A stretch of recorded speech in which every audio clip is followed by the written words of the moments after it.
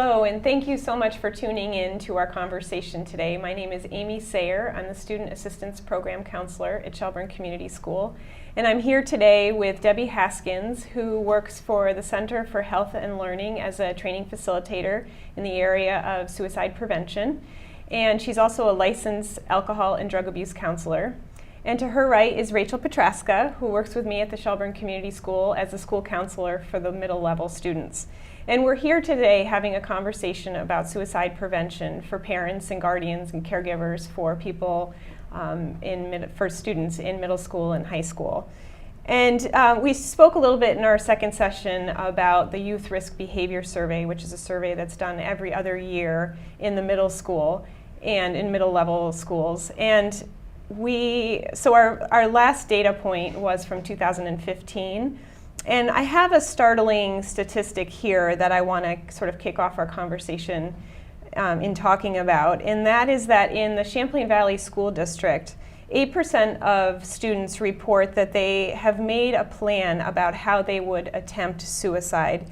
So I'd like to talk about that very startling statistic. Again, that's 8% report that they made a plan about how they would attempt suicide. So what can we glean from that information, Debbie? Well, obviously that's, as you said, a very startling and scary statistic, because that means that those young people have already thought about a method in which they were going to take their own lives. Everything from the most lethal means, which would be a gun, or perhaps in a car, to hanging, to suffocation, to overdose. All of those are factors in looking at ways in which our youth take their own lives. Here in Vermont, we know that, as I said in one of our other workshops, is that actually every 3 days someone dies of suicide, not just youth, of all ages. So that means 2 every single week that we don't hear about necessarily. And we don't hear about it because there's shame and stigma. And also, this is a very clear statistic that someone's very serious about it, because that's actually the way the question is worded. So they're beyond the phase where, oh, I'm just kind of thinking I'm sad, or, you know, I've actually got some way in which to do. So again, I go back to, we really need to take these youth serious. We need to get help. We need to be on the phone, whether it's talking to you here at school, talking to a family member, calling 911, you know, whatever level of help that we need. And we're going to talk more about resources next month. But you know, I don't think people realize the seriousness of this problem. If I were to walk into Fenway Park and I were to go see a game, Fenway Park holds over 44,000 people. And that's how many people die every single year. 44,000, I think it's 292 every last year from suicide in America. Well, here in Vermont, it's the second leading cause for our youth. It's the highest way of someone 65 and older to die is by suicide. And when we talk about not belonging and not being connected, our elderly population. So if I'm at home sitting here thinking about my teenage person in my life, I also need to be thinking about the elderly who are at high risk here. So when we think about youth, though, they've gotten there through a process. That 8%, they didn't just wake up one morning. We're all here as people that are to keep our youth safe. And you know, what's really helped me understand about safety for our youth was a parent saying, well, how do you feel about just dropping your 5th grader off in New York City? How would you feel about that? And just leaving them. And my reaction was just startled. I said, are you kidding me? No. Now, I know there's a parent out there that would probably say, absolutely, my kid is well defined and they can do that. And that means they've been trained and they've had practice. But for most of us, we'd be scared to death. And yet we drop our kids into the Facebook world, into technology, and there's a lot of conversation about suicide. How to do it, how it feels afterwards, and the glory, if you will, of being memorialized. What a youth doesn't have capacity to do is their brain doesn't work all the way through to the consequences, because their brain hasn't finished developing.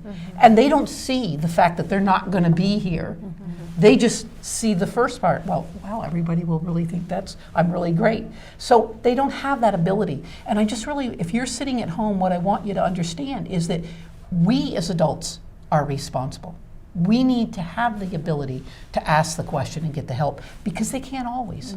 Right. In fact, most of the time they can't. Yeah, it's so true. And what Amy and I know a lot from talking to a lot of families is there's a lot of fear around having these conversations at home, or there's not the right time to have the conversation at home, or if I talk about with my child about social media, it's going to start. We're going to end up having a huge fight, and so it's easier to just not do it. And I know what we talk about. I know you will. Big proponent of you got to have the conversation. Gotta have it. You got to have the conversation. You have to know what your children are doing, what your youth are doing online. You need to be in it with them. And you need to keep be them safe. As we were talking, nosy. You need to be know, nosy. You need to ask their friends. And I was working with a community once that invited all the middle school parents got invited to one person's house, and they had conversations about bedtimes and technology and all of their non-negotiables about what they wanted, and they all came up with some conversation about what they allowed. What it did do for parents is, I'll let you go to this person's house because they have my values, right? And they're willing to talk. But it also gives us the ability. Kids are social and they meet in school every day, but parents are isolated, and we need to get out of that isolation and really help focus on the bigger conversation. And whether it's suicide or all the other areas that our teens are going to have to face, they're skills. They're having the ability as a parent to make sure that my child is safe is a big job. It is a big and job. Technology has made it very hard. I know a lot of parents think that it's made it easier, but in my world, I see that kids can use it in a lot of ways to trick parents about where they are. So we have to be nosy because we need to make sure they're safe. Right. It's our job. It's our job as the adults, to keep kids safe. Yeah. And I will say, from our experience working at, in the middle level, Amy and I have noticed about how so much goes on via text, via social media, whether it's Snapchat or Instagram or whatever it may be, whatever platform kids are using, but that is how they're connecting. And oftentimes if someone is struggling and Amy and I find out about it, usually it's because it was discussion that happened over social media. Sure. And so thus they're really critical for parents to be in their kids' phones and to be looking and to be probing. And to be asking those really important questions. You're right, the phone no longer rings. And when our kids are communicating, it could be, in the middle of the night. Well, that's the thing too. And so where it's kept? Where it's kept, right. Yeah. Having we call, with parents, we often have these conversations about how that phone, it's actually belongs to you, parent. It's not your child's. And so what is the agreement that you have with your child around phone use and appropriate, healthy boundaries. And I would add, we need to model what we're going to talk about. Right. And one of the risk factors that I haven't talked about is lack of sleep.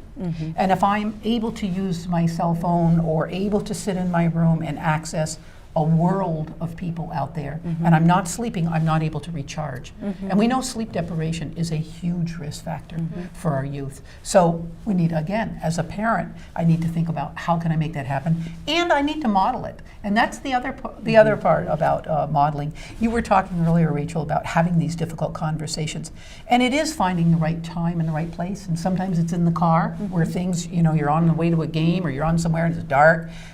Kids are often with their friends in the back talking about things, and you hear things in cars a lot of times you wouldn't hear elsewhere. But it's those kinds of conversations that you need to really listen and figure out, well, who needs to know this information? Who can help me with this? Because we're not in it alone. And I think that that's what sometimes happens. We think we are. Yeah.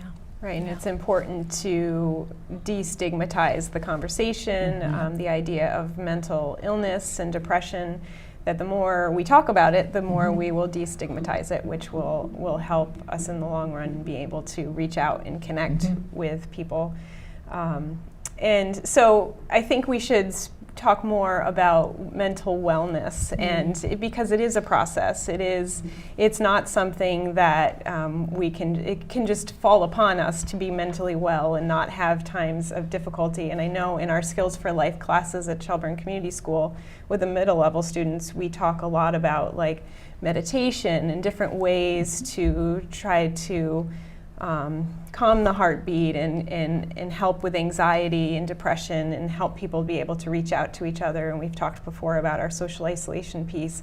But that's a big part of our curriculum at Shelburne Community School, just giving kids those tools to be able to understand how to get themselves through a difficult time, not put a patch on it until the next time they're feeling down, but really having a sense of when they're feeling bad, who their trusted adults are, and what they can do to try to help themselves move through that difficult time and into a better place. But that's all the time we have for now, and we are going to do one more section, so we hope you'll tune in to our final section on this conversation of suicide prevention. I'd like to thank Rachel and Debbie both for being here with me today, and thank you for tuning in to us today and helping us all to become better resources for our kids in our community. Thank you.